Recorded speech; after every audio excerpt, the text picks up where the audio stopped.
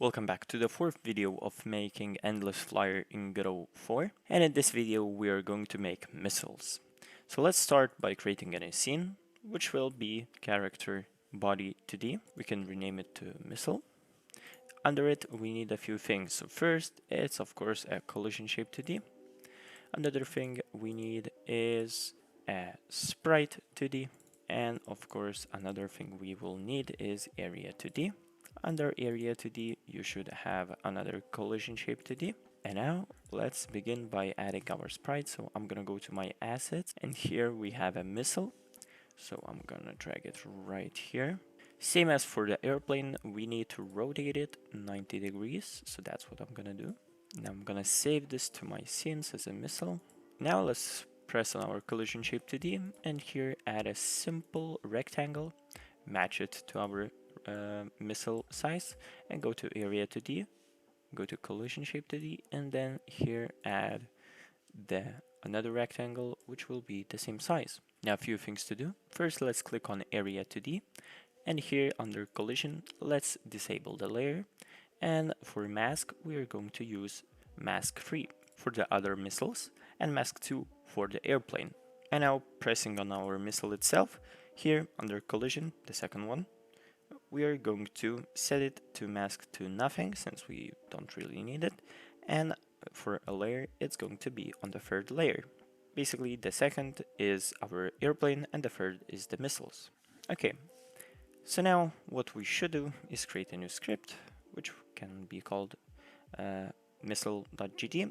Now for the template let's do nothing, and let's change the directory where it's going to be saved in our scripts here. And awesome, now let's go into the script, and here we're going to do a few things. First we need some variables, so that's what I'm gonna do. Variable speed, variable close underscore speed, and then it's gonna be variable steering angle. This will be the speed when the missile is far away to catch up to the airplane. Here it's gonna be when it's close to the airplane, so the chasing begins, and this will be how fast it can turn. And another variable which will be dead, and it's equal to false at the start. Now in our ready function we need to do some randomizing. So what I'm gonna do is here do randomize, and it's gonna be like this. Then it's gonna be speed equals to randef underscore range, and here I like to do 600 to 800. Now close speed, I found that the range between 450, which is a little bit slower than our airplane itself, and 590, which is very fast but still manageable, is the best. And another thing what is going to be needed is our steering angle, which for me I found best to be at 0.25, which is a very slow turn, and 3.0. Awesome. Process function I will delete because we will not need that.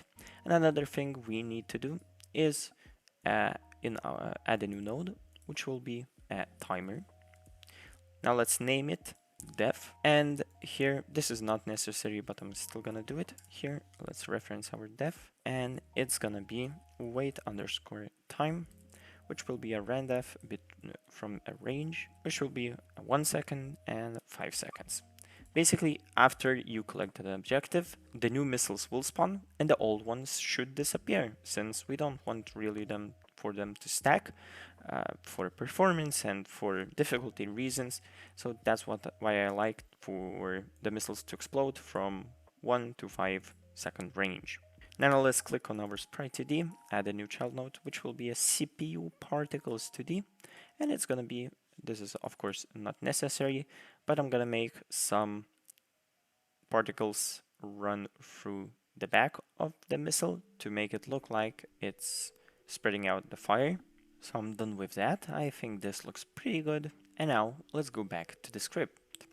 So here we are going to use underscore physics process, and here a few things we will do is apply physics, which will be our own with delta passed into it function, and move underscore and underscore slide. Function, let's create the apply physics function, which will pass the delta.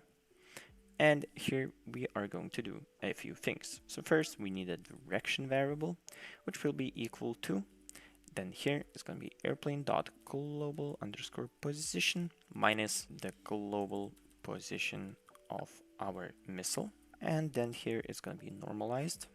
Another variable will be a target rotation equal to direction underscore angle. Now here we need to reference our airplane. So I'm gonna go to the top here, and since I'm going to spawn my missiles in main, under main, and it's gonna be a sibling of our airplane, so what I'm gonna do is simply write on ready variable airplane equal to, and then a dollar sign, and write two dots here, and it's gonna be percent, since we want this is unique and it's from capital, so let's make it airplane. Good, no more error. Now let's write another thing which will set the rotation of our missile, and it's gonna be lerp underscore angle, and here it's gonna be the current rotation, and we want it to transform to the target rotation. Now of course we are going to use our randomly generated steering angle and times it by delta to make it the same throughout all of the devices. Now here it's gonna be if global underscore position distance to, and it's going to be airplane dot global underscore position. It's going to be less than 500. That means that we're quite close. And here then it's going to be speed equal to lerp speed and to close speed. We wanted to lerp it to that, and it's going to be 0.05, let's say, since it should take some time between the lerp. And now the last thing we need to do is to set the velocity. So velocity will be a vector 2 from angle and the rotation, current rotation, and it's going to be times the speed. So now this is pretty much it. We can test it out. So I'm going to go into our main scene and here drag our newly made scene. Now let's run and test it. And you can see that it got a pretty small steering this time, but it's trying to chase us. Now I want our missile to explode when it touches another missile. So to do that, I'm gonna go into my area 2D under node here, body entered, and it's gonna be just simple as that. And here we want to do a few things. So first, we want to check if the current body is not self, since if it is self, the area 2D interacted with collider shape 2D. To avoid that, that's why I'm using this. And here it's gonna simply be the body, explosion, and then explosion of itself. Now keep in mind that the body could be either an airplane or another missile. So if it is another missile, it's gonna create we're gonna create an explosion function, which will basically activate through for the both missiles, and both of them will explode. If the body is an airplane, we're gonna create an explosion, another different explosion function in our airplane, which will explode our airplane and probably reset the game. That's pretty much it. Another thing we need to do is here check if the missile is not dead, since if it is dead, we don't want it to interact with anything. And of course, here another thing we should do is here in the explosion, of course, now we can write that dead is equal to true because the missile has exploded. And of course, here I made a mistake, a simple mistake, body isn't equal to self. Yeah, that's quite a dumb mistake. So now if we run the game, let's put a print here. Now I'm gonna comment this print to see only the test. We need a faster missile. Yep, you see that when it enters our airplane, it triggers this area body entered. And now let's make our explosion function. So here instead let's remove the pass and reference our collision shape 2D. And here dot, if we go to our collision shape to D, you can see that it's disabled. So it's not disabled, but there's a thing called disabled. So I'm gonna make it to true, since if our thing explodes, we don't want it to be detected anymore. And for area to D, it doesn't matter since the add is already true, so it won't work anymore. Now another thing I want to do is let's go to 2D view. So what I'm gonna do is place this explosion in the 0, 0 coordinates, and it's basically on our missile. And if we activate it, you can see a little explosion. So what I'm gonna do, I could potentially instantiate this, but to save on resources, it's better to have it preloaded. So what I'm gonna do is leave it here, and here when the explosion happens, we want to reference this and make emitting to be equal to true. Another thing for just visual preferences, I'm gonna reference my sprite2d and make it visible to false, since, well, the missile exploded, so I don't want it to be visible anymore. And here, if we press on time, we can see that the lifetime is 1 second. So what I'm gonna do is use the await function, which will be get tree, and here it's gonna be create underscore timer dot timeout, and here it's gonna be 1 second. We can, for safe purposes, we can make it 1.1, and after this it's gonna be Q3. And this essentially, when the explosion happens, the explosion particles happen, we want it to be gone. And another thing we will do is check if it isn't dead. Only then apply the things to our physics.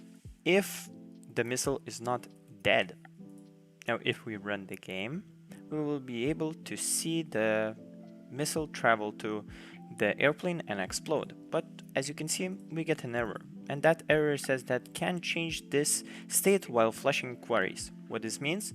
That means that this happens because physics queries are still being processed when you're trying to disable a collision shape. So basically, instead of just simply disabling it, we should use call underscore deferred. And here we will do set underscore disabled and set it to true. Now let's delete the last part, and if we run the game again, you can see that it explodes and there's no errors in the debugger.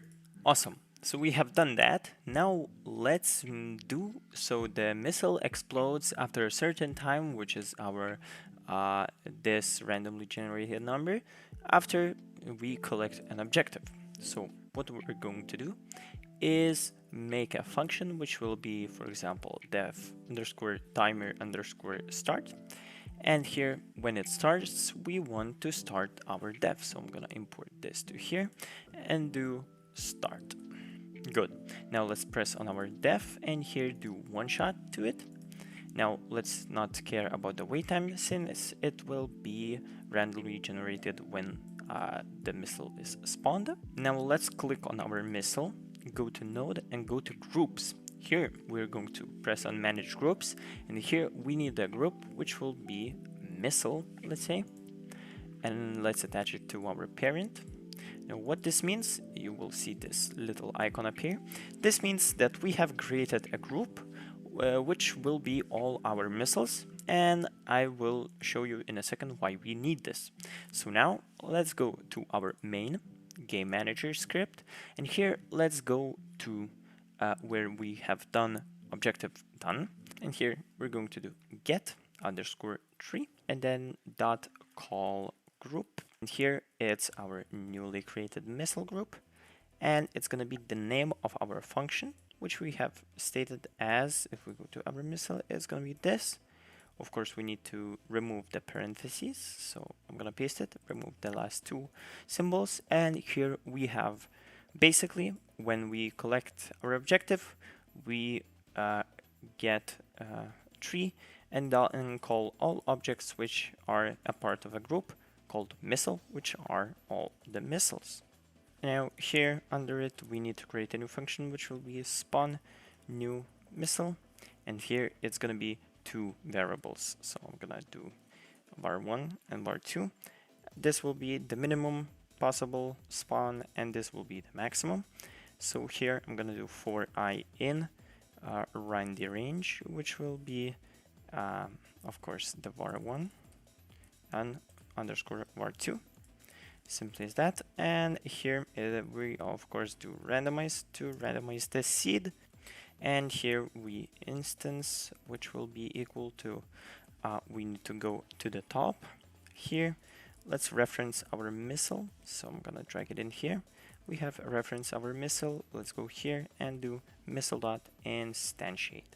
Now, of course, we need to add it to our main. So add child, and here it's gonna be the instance. And for the random position, what I'm gonna do is basically almost copy the stuff made in our missile and character controller. So it's gonna be random direction, which will be rand f times tau.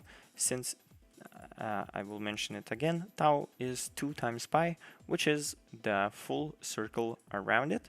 So, and we randomize it, times it by rand number, which is from 0 to 1. So it's either, it's going to be one of the positions in radians. And here we need a distance, which will be a rand f underscore range, which could be from 1,000, I would say, to 2,000. Not make it too far away, but not close either. And let's add an offset. So offset is simply vector2 dot, and the offset of course will be vector2 dot from underscore angle is going to be the direction and times the distance. And the last thing we need is for the instance dot global position to be set to the basically the airplane position. We have referenced it here. So it's going to be airplane dot global position plus the offset. Awesome. So now let's get this, and maybe at the start even spawn it. So let's make a range from the start to be from let's say 5 to 10 maximum. Maybe at the start it should be lower, maybe 2 to 5 missiles. And okay, and now let's go to our objective done. And here, after we start the death timer of all the missiles previously on, we are going to do spawn new objective, which could be from, let's say, only 3 rockets to, let's say, 15 if we're being crazy and we want some action. Awesome, let's go here. Let's delete this missile we already had, and let's run the game and let's see what happens. Of course, we already see some missiles flying in our direction, and we just saw 2 of them explode. Only one of us is chasing us, and actually one was flying very funny. And we currently cannot see where the missiles are coming from, but they are there, and you can see that when it enters our airplane, it explodes. But of course, we want to add some stuff, since we don't want the missiles to try to explode to each other, since the shortest path from 2 of them are behind, so they will try to get behind the airplane. But if they do, all of them will explode, so we will have and add a separation force for them right in the missile script. Another thing, of course, we want to do is for the airplane to explode when the missile touches it. And we will do that in the next video. So thank you for watching, and goodbye.